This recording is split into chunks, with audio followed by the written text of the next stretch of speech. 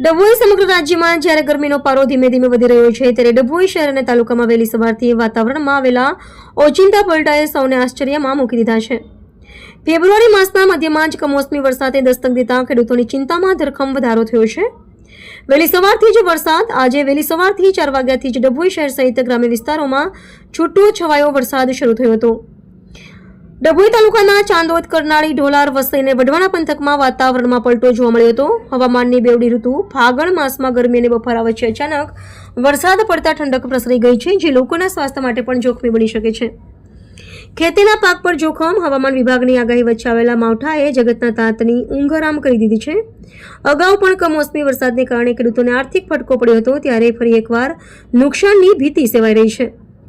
નુકસાનની શક્યતા ધરાવતા મુખ્ય પાકો રવિ પાક, ઘઉં, ડાંગર, મકાઈ અને દિવેલા, રોકડીયો પાક, કપાસ, શાકભાજી, વિવિધ પ્રકારના શાકભાજીના પાકમાં મોટા પાયે નુકસાન થવાની શક્યતા ભરુનાળે સર્જાયેલા વર્ષા ઋતુમાં જેવા માહોલને કારણે ખેડૂતોમાં ભારે ચિંતાનું મોજું ફરી વળ્યું છે।